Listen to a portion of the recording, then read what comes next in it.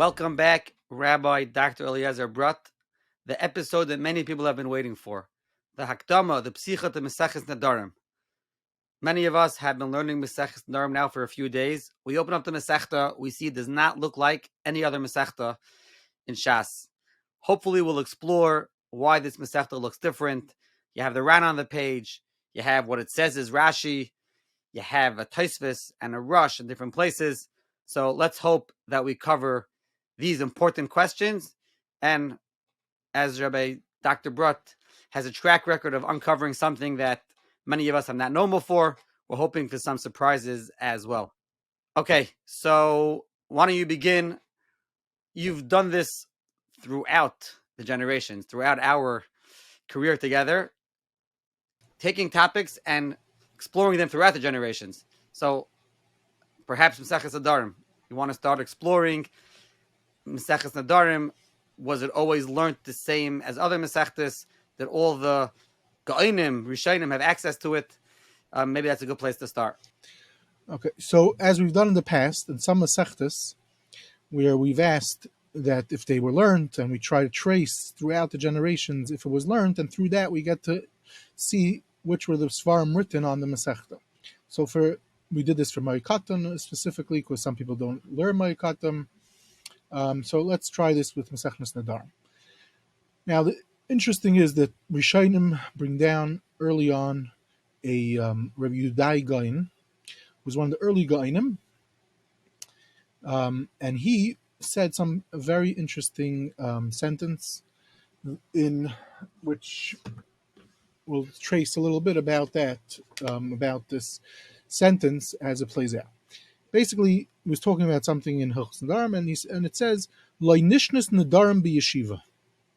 They didn't learn in the Gainim's yeshiva. He was saying about himself, they did not learn Maseches Nedarim. So Maseches Nedarim existed. There's a Bavel, Yerushalmi, but in the period of the Gainim time, they didn't learn this Masechta. So now, the Eitzer Gainim from Bam Levine collects a bunch of different sources that bring down this Rabbi Yudai Gain, and it was a very known thing that they didn't learn Nedarim. Interestingly enough, we're Zeicha today. We have a sefer called Eitzer Gainim from this Binyamin Moshe Levine, incredible work where he collects all different Gainim, and we see there are some material of Gainim on Maseches Nedarim. So what exactly did they learn, didn't they learn, and why is a subject of great discussion. Okay, Lamaisa, there's another issue, which is that when we learn Maseches Nedarim, we see that some people notice and note that the Gersais, there's a lot of different, there's language that's not found in many other Masechtas. The Lashon is not as smooth, some people point out. And is there any possible explanation behind that? And it seems this has been claimed by many, but L'maisa, the Darius Rishonim, he rejects this. He says the changes in Lashon, there's not too many changes. He downplays the changes. He does try to explain a little bit about this Rabbi Yudai Gain, why he said that they didn't learn Nedarim, but okay.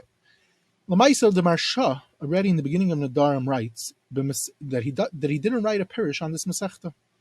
What did he do? He just was fixing up the mistakes that he found in the Gimel Perushim, which we'll see which Gimel Perushim he's referring to, and because it's so full of mistakes. So we see already that the Marsha is saying that there is a lot of mistakes. L'maisa, many point out that against, not necessarily specifically speaking against the Darius Rishonim, or even aware of the Darius Rishonim's view, but L'mashal, he is aware of the Darius Rishonim's view, is Reb Zev Wolf Rabbanutz. He wrote an incredible sefer called Shari Teiras Bavel.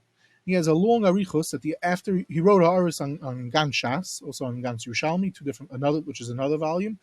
He dies in the 20s, I believe it is. He's from Brisk, actually. And he wrote an incredible sefer. And in this sefer, it's an aris on Shas, all different types of aris, on Agadah Gemaras, regular Gemaras. And one of the things is he has a arichos is about certain Masechtas. He points out many different shyness changes between these Masechtas, one of them being Nedarim versus the rest of Shas. Tries to give different explanations. He talks about it, and he proposes different theories about why that might be so. but he clearly does hold that there is differences in the lashonis of this Masechta amongst a few other Masechtas. And it seems, at least in the Chaykrim, they go with not necessarily do you know about what he says, but let's say Rabbi Yaakov Nachum Epstein, he came to a similar conclusion. There's a fellow, Yoav Rosenthal, in his doctorate on Masechtas Tmura, I think it is, he collects a sikum of the people that deal with this question, as does Nachum Danzig in his classic work on Hilchas Psukais, where they just show multiple sources and discuss what different possibilities behind that. Okay, now Lamaisa, there's Shlomo Zalman Hevlin, when he talks about this, he just points to a Chuvas Harid, and the Rid brings down. Was asked the following question: Ein lahater shvuas bizman hazeh. And then he talks about, he brings down that there's this Rabbi Gain, she'ein b'dar hazeh she'yodeh liftoich pesach lahater shvuas nedarim, and therefore he also he himself, this is the Rid talking about himself, was not noyig to be mater nedarim. Okay, now so we see, because this Rabbi Gain already much later on in the times of Rishayim, the Rid is actually going like this. Okay, Lamaisa Lamashal the Meiri in his Seder Kabbalah, where he talks about it, where he talks about his famous essay in the history of the Rishayim. He also brings down, when he talks about which Sedarim they learned, he brings down this B'Shem the Sefer HaItim, that Masechtas Nedarim was not learned, and much less Chachamim learned this Masechta. Again, this is connected to the fact about being mater neder. So what's the story behind Rabbi Yehuda Gaon? I am not going into. Perhaps it might have to do with the sugyas of Kol Nidre, which we might not, depending on time, etc., get to a separate episode about the origins of Kol Nidre, which it might help understand this, but we're not right now. I'm just throwing out that there's such a thing. People heard of it, and I'm mentioning it. Rabbi Brodt, that means you're saying there's what to talk about, why Kol Nidre has become the focal point for many of Yom Kippur, connected to Masechtas Nedarim? I can't say why it became the focal point, but I could say that it's a fascinating history of Kol Nidre that does relate to Masechtas Nedarim that maybe we'll be zeicha to explore, maybe not. Maybe people will be zeicha to explore themselves. And similarly, Hataras Nedarim that we do in Rosh Hashanah, where that comes from, if that has any relation. But that's, again, we're now just talking Mefarshim, plain bibliographical information. So that's what. But bottom line is, I'm just showing is this the Rid even is going this far, possibly, if that's how you read it. Okay, now Lamaisa, what could be an explanation for this? So there was an interesting person, to put it mildly, named Yaakov Reifman. So he wrote multiple Sfarim, dozens and dozens of articles all over in the different newspapers, journals, everywhere at the time in the 1860s, 70s, 80s, and sadly he left behind a crazy amount of ksavim that was not printed, that are still some waiting in manuscript. Anyway, so he wrote a small chibur called Toldos Mishpachas Rappaport, where he deals with an interesting chibur called Mincha Belula. In the back, he has a aris on what he talks about over there, and he brings down this Rabbi Yehuda Gaon. He brings down a few sources of the Rishayim, but they didn't learn it. They didn't learn it. So he asked the obvious question: why didn't they learn it in these yeshivas? What's going on? And also the significance is Rabbi Yehuda Gaon is early on in the Gaonim, so like the Gaonim Bechlal didn't learn Masechtas Nedarim. Is strange. He tries to link it as a suggestion. He does not elaborate on it. That maybe it had to do with Karayim type of situation, that people are going to come to be Mazalzel in how the halachas and Nedarim are learned out from Sukkim, and which will cause fights with the Karayim. Okay, whatever, that's one possibility. But another possibility which he throws out there is that if they're going to learn a Be'iyun, the yeshivas were very big in those days, he says. And big is relative, but there were a lot of Talmidim, and if the people would come up with all that term, there would be parutz in Inyanim and Nedarim. So they didn't want to learn Nedarim so that people should not know different Heterim and be makel, very makel in Nedarim. What's interesting is two interesting sources relating to that. One is that the Ramban in Parshas Matos in the beginning says not to teach everyone to be how to be mefer neder, only Chachmei Yisrael, because Shaloi Yinagu Kalas Roish B'Nedarim. Avle Chachmei Yisrael, Rashi Shefteim, Liman HaMishpat. Then you should teach them. So there's some makam seeing this Ramban. There might be something behind this theory of Yaakov Reifman. Lamaisa, Shaul Lieberman has a whole chapter in his book Greek and Jewish Palestine, where he talks about Bechlal, Nedarim. We see that already in the times of Chazal, the Hamoin Am were when you learn Masechta, they were very mezalzel in Lashon, which is what's going on in this Masechta a lot. And people just were, which is what ultimately Reifman is suggesting is behind the hetters. People are going to be mezalzel in their Koyach HaDibur. Interestingly enough, as the famous statement is Meretchen wegen Kairach. Sometimes people that when we begin a Masechta and Daf Yomi, people like to try to find some linkage to the particular parsha. So, as a cute thing with it, which is about Kairach HaDibur and the significance of Masechtas Nedarim, you'll see always people talking when they talk about Masechtas Nedarim, even without learning it. Kairach HaDibur is that this week.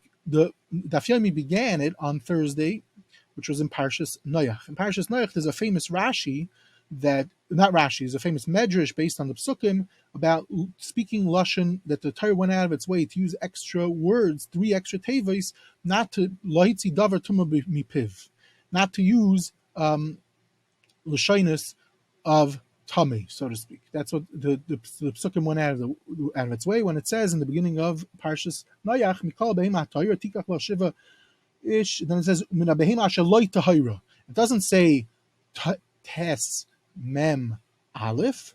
Why not? That's what the Medrash says. So it's a cute thing because this is what lies a little bit behind the Dar.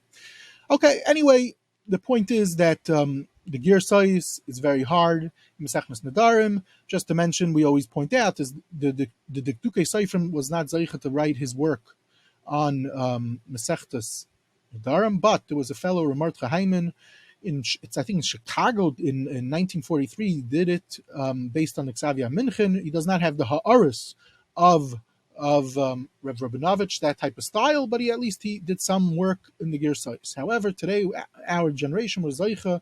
We have Mechon Talmud Israeli, has 2 massive volumes on Masechtas Nedarim based on all the manuscripts, and a lot of other tools of this we've mentioned in the past that are available online. Okay, so there's also another tool just to throw out there. There's Mishnayos of Mishnayos Eretz Yisrael series from the Safrai family. Also, somewhat of an academic, some people like it, some people hate it, tool out there for the Masechta. Akopanim, the bottom line is that this Masechta, at least in the times of the Gainim, there's been theories that they did not learn it, and we mentioned some theories why, but be that as it may, the Gir Sais of the Masechta, the Lashon of the Masechta is different, and there's theories behind that, some of which we've mentioned. Okay, now, one last point relating to this is the riff. Is there a riff on the Masechta? So it seems that there is no riff on the Masechta.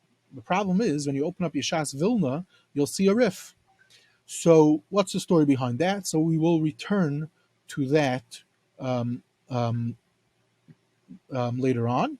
And then one other point is, just to conclude, is that I think I mentioned already before, is that the Meiri points out when he talks about this, he also says that the Taka did not learn, and he's talking for the Rishonim, it was not a Masechta learn.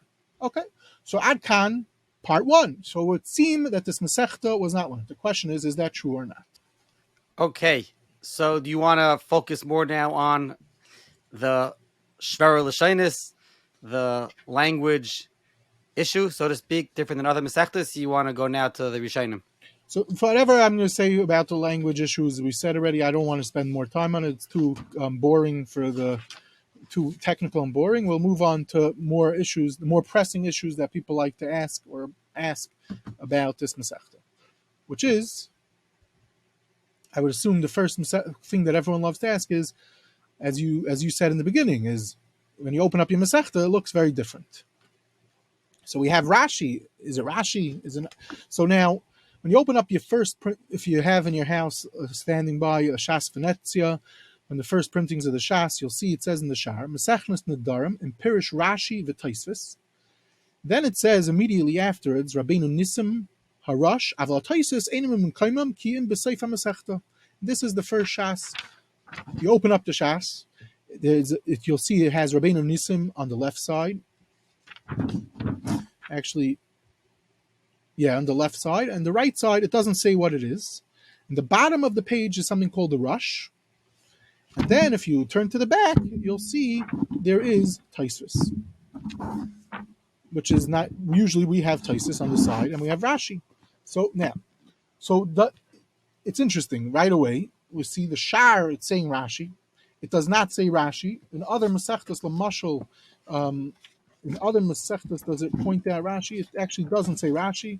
But I guess, so someone opening up his, and if he has handy, his Shas Venetzi from the first printing of the Shas, the first few printings, you would assume it's Rashi like any other thing and look short. So you might think it's Rashi, and you might wonder, why is there a Ran on the side and why is Taisus in the back? Okay. So the question is this really Rashi? And this is a question everyone loves to talk about. So we're not going to go through all the ins and outs of all the people that talk about it. Baruch Hashem, today, a little more than 10 years ago, a fellow under a pen name wrote an article in a journal called Yerusha Seinu. At that time, he was a bacher, and he wrote it. It's called under a pen name Rabbi Yehuda Kayan. At that time, he was a bacher. I forget where he was learning. Lamaisa, after he got married, he admitted that it was him. His name is Aaron Gabai. He's a prolific writer today. He writes, we've quoted him in the past in various series. He writes a lot about Rishayim and also a lot about various Neschayis of Tefillah. I believe he lives in Tifrach. So he wrote a massive piece on Rashi, on Nedarim. And if Rashi is the Rashi Nedarim, and who is, if it's not Rashi, who is the parish of Rashi, I would say it's mamish kedai to read. It's almost 50 pages. It's very kedai to read just because you get a lot of ideas, not only in Nedarim, but about Rashi in general also. He has many interesting ideas on other Masechtas and Bechlal about the parish of Rashi and the Beis Medrash of Rashi. And this is available in Hebrew books. Someone can reach out to you. You can reach out to me and I will send you a PDF. And as I'm going to mention, he even though he says he reaches his conclusion, which we'll discuss in a moment, very confidently, with great confidence, he changes his conclusion in the next issue a year later in the same journal called Yerusha Seinu, and we'll say what he says there also. But even it's also fascinating because he brings down what everyone says, all the possibilities, and it's very, very interesting. I'm not going to go through, as I said, it's 50 pages. There's no way in the world I'm going to bore myself or everyone with all the details. He does write, actually, and I found this very interesting. He writes that someone named Yeshua in Kelowitz, a friend of mine, told him that in Lakewood, when they learned Nedarim a bunch of years ago, someone gave out copies and people were mamish learning this article. And I'm more skeptical. I don't really believe that many people were reading this article. People probably didn't know about it, but today it's much easier. You come on the internet, probably if you search in Google Rashi Nedarim, you might even get one of the first hits will probably be this article. Okay. Anyway, the first thing to start with is that the mainstream Rishonim that we have on the Masechta do not, such as the Rajra, the Ran, the Rush, the Rid, and the Balei Taisus even that we have, which we'll discuss later on. We're going to discuss about them very shortly. They do not bring anything from Rashi on the Masechta. That is usually an indication that at least they did not have a Rashi on the Masechta, and they did have Rashi on other Masechtas. Strangely, we find, and back to the Shas Venezia, this Shas now has a Rush and the Ran. We don't find the Ran writing this type of Pirish on any other Masechta. Okay, just as a sidetrack, this Ran, what's the story with this Ran? Before we get back to Rashi, so the Ran, I always heard when I was growing up, my father used to say that it was like he was literally having a Maggid Shir with the way the Ran. Rashi was amazing in all Masechtas that we have Rashi, but he's very cryptic and straight to the point. The Ran writes more out, more clear, and you felt Pasha like you had a shear of someone explaining to you every single prat. I just heard last night that from Rabbi Avishai David, who learned by Rav Soloveitchik for many years, that Rav Soloveitchik of Boston, as some like to call him, or of YU for others, or whatever. Anyway, so he would call him the Rosh Hashiva. That's how he referred to the Ran on the Masechta. But okay, that's how some people refer to it. So the question is, what's pshat? The answer is most likely he didn't do this for the Masechtas because most Masechtas, or we have a pirish of Rashi, so he didn't need to go and write this type of style pirish. That's a possibility. It's not necessarily muchrach. He wrote other pirushim. Maybe on Nedarim he learned it very well, and then they've had it whatever, so they put it there. But okay.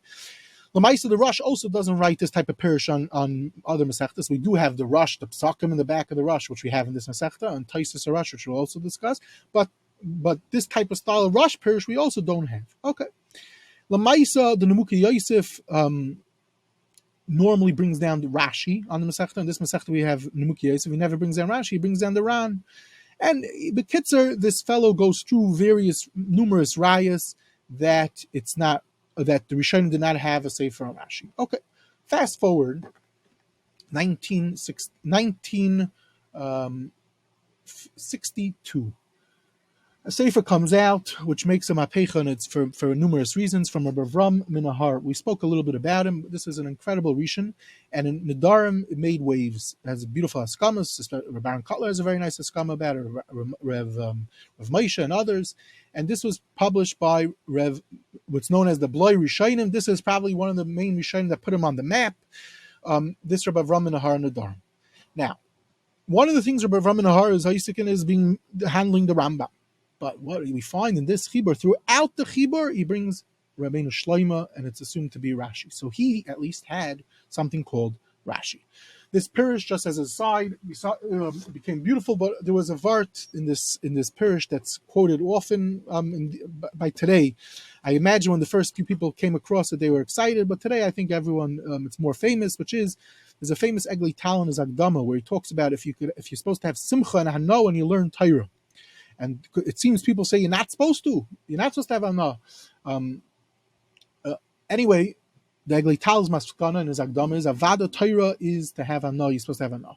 When this Avram Nahar came out in the Nedarim Daf Memches Amid Aleph, it says specifically this whole piece beautifully. Pekudei Hashem Nishar Mesamchei Lev Loi Shaych Leim B'Mitzvahs Talmud Torah Deloi Nitnet Lehenois She'ikar Mitzvasai Hu Hahana V'Ataineg B'Ameh She'Hisig U'Meivan B'Li Mudai. That's the ikar of learning, is to have hana. So this piece became very famous. So B'Kitzer, this Sefer, amongst other things, you now have evidence of possibly a Rashi on the Masechta. Anyway, this fellow Gabbai goes through other possibilities about discussion.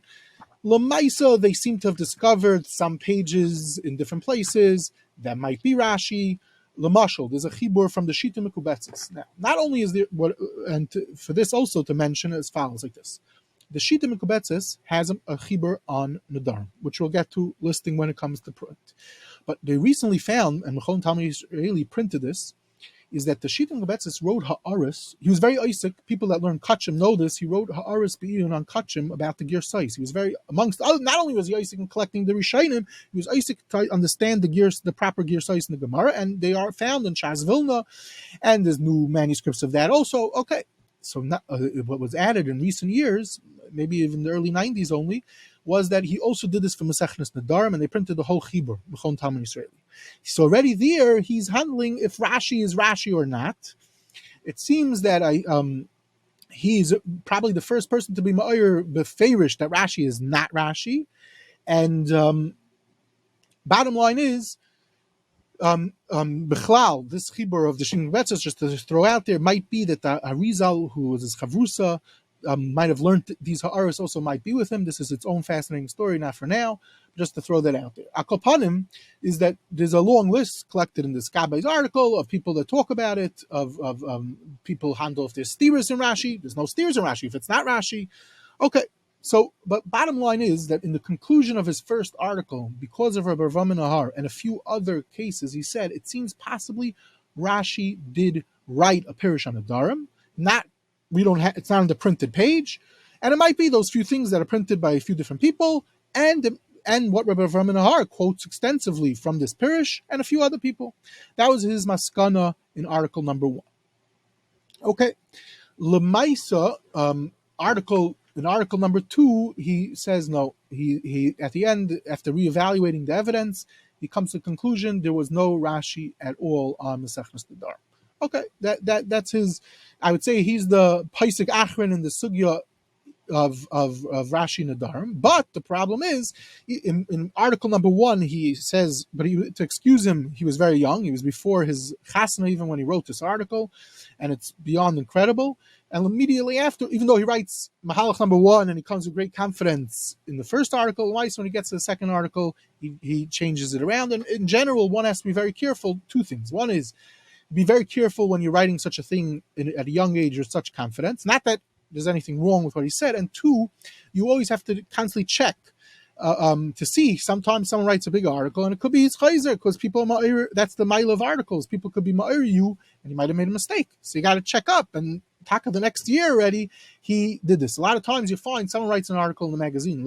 I've mentioned in the past that it's Chatayni Maskir. Sometimes I read the parts of the Mishpacha magazine. So you'll find that someone can make a big mistake and they correct it in the next week, but people don't look for the correction. So a lot of times there's a major achrayus when you print, which the Skabba is aware of, but you have to also be careful not to fall into mistakes. But mistakes happen. There's nothing to talk about. Everyone is human and mistakes are very common. Akopanim, this is the conclusion in these articles. Now, but what's also significant is, but who's the mafarish? Lamaisa, there's a parish on the side. Okay, but so the bottom line is we have the mafarish over here. So what's Pshat the mafarish? So this Gabbai, this article, one of the incredible things is he's able to identify that there's 5 different Perushim he doesn't know the names, but there's based on styles and all different things that he explains very clearly in this article. It's composed of from 5 different Rishonim, or people from the times of the Rishonim, or methods he's able to identify this. I'm not going to get into the details.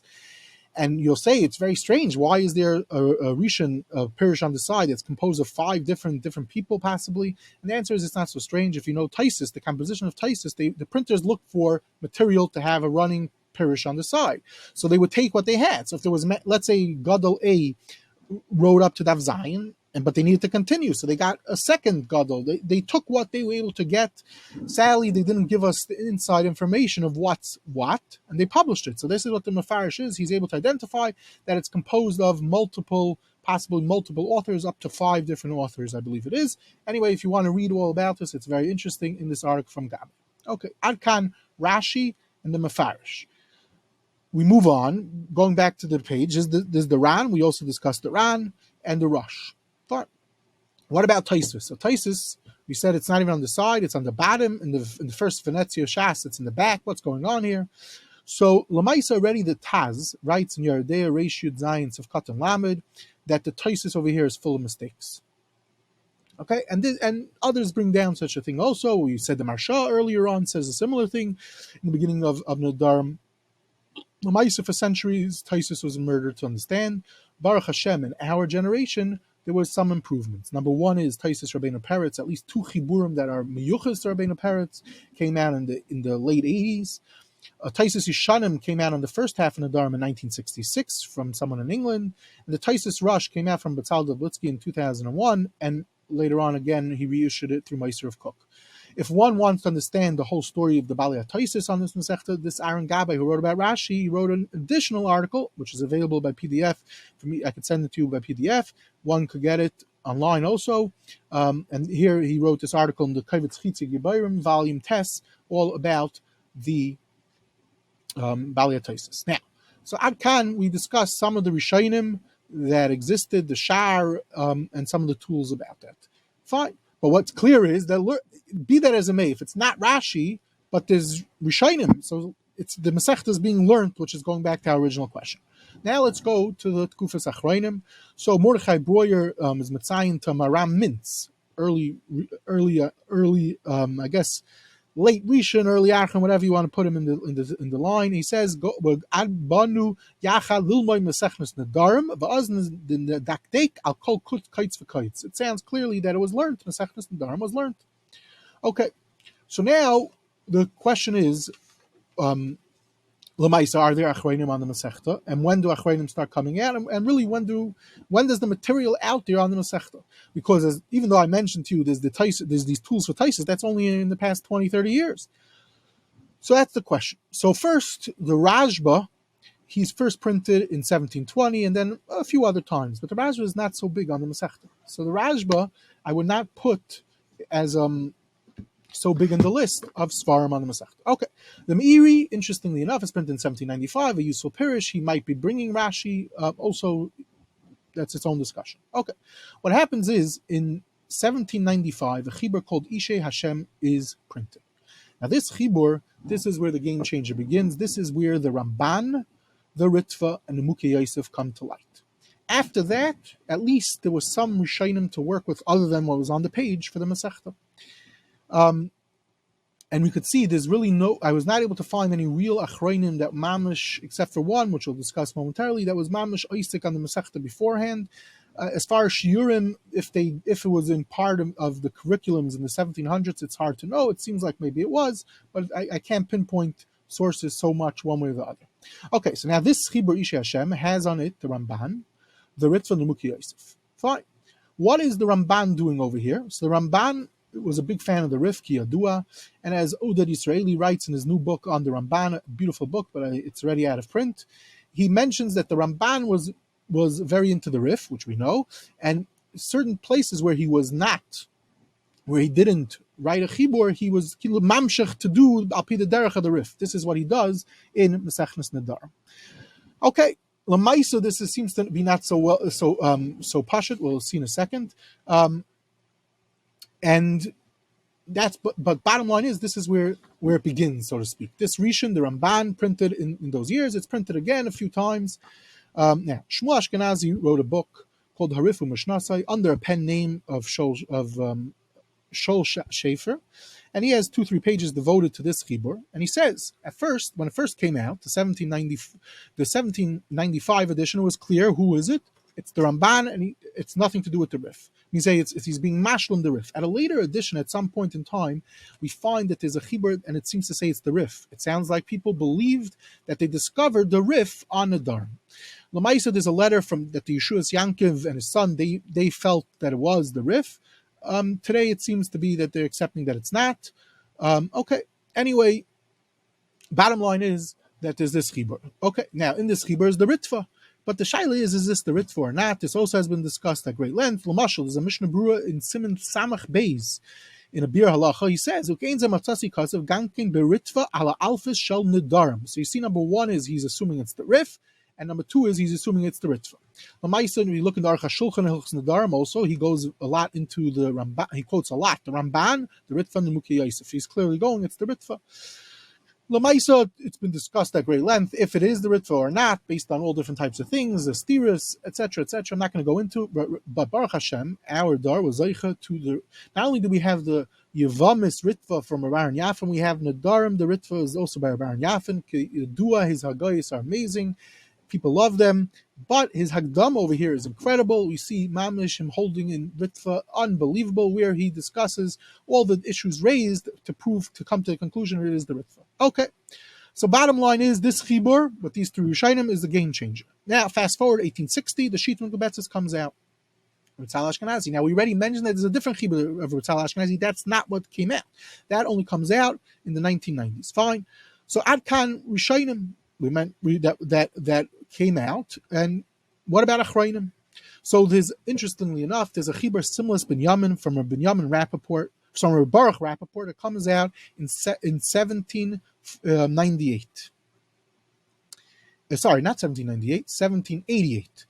And this Pirish, the Mechaber of the Sefer writes in his Akdama, he's looking for an area for him to put his, so to speak, sink his teeth into, because he doesn't want to write about other areas that everyone wrote about. So he locates what? Nedarim and Shvuas, and he writes a be in the Kapirish on it, Lamaisa, in the Mechon Yerushalayim, Chibur on Shulchan Aruch, on Yeridea, they put it in the back. It's a halacha-oriented Sefer, but it goes through the sugis very bein.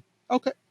Fast forward to the 1839. Reb Shlomo Kluger, the prolific writer who wrote endless amount of svarim, Adayim, just on Al Torah, they're about to finish, or they did finish, they're about to finish Al Torah with something like close to 50 volumes on the parashas.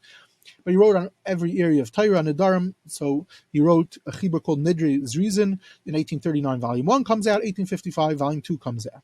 Kedarka B'Kodesh, it's halacha oriented and goes through the Shas very well. In our generation, Mechon Shlomo Kluger put it out. Kedarkam B'Kodesh, you can't get it today, sadly, but at least some version of it, I mean, on it's a Chachma, it exists, and the older version exists on Hebrew books. And It's a very important chibur. Lamaisa, just to mention bibliographical information, right away on the front page, he says a piece that was supposed to be inside the sefer. I see it and it says, Yedidi Harav Hagoyin Hagadol Amaforsim Ritzvi Hirsch Chius Av Bezin Zalakov, which is very interesting because they had a very, very interesting relationship. Definitely at a later point in time, he was not calling them Ratzchayis Yedidi Harav Hagoyin Hagadol. But we see that in 1839, he still liked them. Okay, another interesting thing is that the Haskama of the Sefer, or the person involved with the printing, was Rabbi Eliezer Halevi Ish Horowitz, the author of the Yad Eliezer, who's famous for being involved with the source for the whole controversy about Matzitza B'Peh and the Chasam Sefer, which we already mentioned in the episode on the Aruch LaNer, to see the article from Dr. Shlomo Sprecher. Okay, fast forward a few years later, 1851, the Shoel HaMeshiv puts out a work, Yadis Nedarim, which is Be'iyun on Shulchan Aruch, Gedarke B'Kodesh, amazing Sefer, fine. It's brought down by the Paiskim, example, the Aruch HaShulchan. Okay. We move on. There's a Sefer Haflas Nedarim, 1865, from a Rav Yosef Halevi. He has impressive askamas from different Gedolim, amongst them the Beis Halevi, the Tanut Tosefta, fine. Then you have 1869, the Karen Eira, which is in the yeshiva world a very popular sefer, which we've discussed a few times in the past. Okay. 1880 comes out a Sefer, Shalmei Nedarim, which again, he writes that there's the Rishonim, which he has, which is the Ran, the Rosh, and then he says, he also points out, Meshuna Masechta Zu Michola Masechta Sheshabem Kfar Salu Salu Lana Masila Rabbanan Savaroi.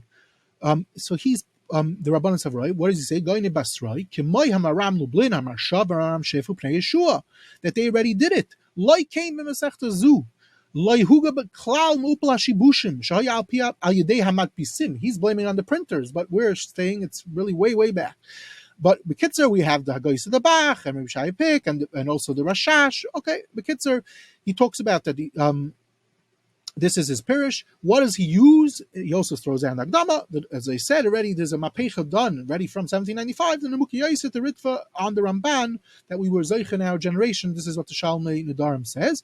And Kiyadua, at the end of the Chibur, he has a few pages of ours from the great Aders. Okay, well, this is the 1880s. Now we move to 1903. Rabbi Yisrael Rosenberg wrote a Sefer, Yadis Nedarim. Now, this person is very famous. Why is he famous? He wrote a Sefer. It explains the Kaloimars of Rashi and Duran. Okay, but he's more famous for being the author and possibly the inventor of the Golem of Prague, Ayin, and all the various articles of Dr. Lyman about this, and Kamakaime to talk about it now. But here he shows to be, and there's other writings of his also, he's a tremendous, not only was he able to create the Golem, etc., he was a tremendous Talmud Chacham, and people like the Sefer. Fast forward 1913, there's a Sefer of Yisrael Falak, Parshas Nedarim. 1936, you have a Hafla Nedarim, it's Haflois Nedarim in 1936. Okay, I already mentioned that our generation was Zaycha. What do we have? We have Avram and Ahar, we have some Rashis, we have Taisus Yishanim. Also, there's an interesting, we mentioned already that there's a Shitin Gobetzes. It turns out from the same dar of the Shitin Gobetzes, there's a Chibur from the Charedim.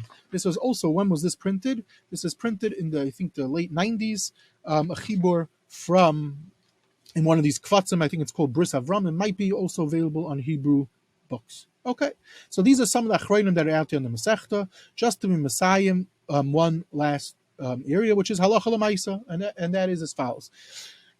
Kiyadua, when one learns Dalech Chelkei Shulchan Aruch, and you're moving out of Aruch Chaim already, one of the great svarim that we have is Aruch HaShulchan. So the Aruch HaShulchan, certain parts is missing. One of those parts is Hilchos Nedarim. Baruch Hashem, our dar was Zeicha, that they found, Simcha Fishbein found by the family, the Bar Ilan family, the Ksav Yad, and he published it, and it's mamish incredible. One could see when you go through it. It's Kedai, even if you don't learn halacha the other times, but it just gives you a lot of insight in the Masechta. He's very be'iyun, Kedarka B'Kodesh. He quotes actually interesting Simos Ben Yamin, Yadis Nedarim, and the Rishonim that he had, most notably is the Rit to the Ramban and Muki Yosef. Okay, now just to conclude, what about halacha l'maisa of current days? So the famous Rav Bloi of the Sanhedria area in Eretz Yisrael, Rav Yaakov Yishai Bloi, famous for his Bris Yehuda. So less known is that he wrote many other svarim, set on Chayshim Mishum Pischei Chayshin. So in Hilchos Nedarim, he has a sefer Nidra Yaakov. The kids write in Askama that he was mamish while he was in Yisurim towards the end. This is what he was working on. They printed it right after he died. A very kedai sefer. Interestingly enough, this sefer quotes a lot from a more contemporary sefer called Kol Nidre, Kabbalah's Vataras Nedarim U'Minhagim from Yitzchak Shtasman. This came out in 2008. It is over 1,000 pages. No, sorry, it's 860 pages. Incredible work in the Sugyas of Nedarim, Halacha Lamaisa, for one to use. And to conclude, from Rav Shlomo Zalman Auerbach, as we speak, they're putting out the various notebooks and shiurim of his. So a Mincha Shleima volume of his on Nedarim with also emphasis on Halacha Lamaisa is available out there.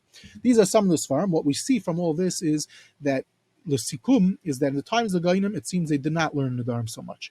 Rishainim, it seems yes. Okay. Achrayim, we see there's a period of a few hundred years, it's not so much learned. There's a revival once 1790s, the printing press, let's say, the Rishonim help it. Then you find the Achrayim slowly start coming out. Throughout the 1800s, there are various works on the Masechta. Today, it's considered one of the Yeshivish Masechtas. Already before the war, it was considered a Yeshivish Masechta, I guess, because it was learned in Volozhin and Mir, and there's numerous Yeshivish Sfarim on the Masechta, which is not above my pay grade to talk about. Adkan, the Svarim, some of the information about Masechnas Nedarim. Thank you very, very much. As always, I think you mentioned enough Svarim that many people probably have never heard of. So take out your pen and paper. Any questions, suggestions, please reach out to myself at shwaidem@ou.org or Rabbi Dr. Brodt, Eliezer Brodt @gmail.com. Of course, sponsorships are always welcome. Thank you very much.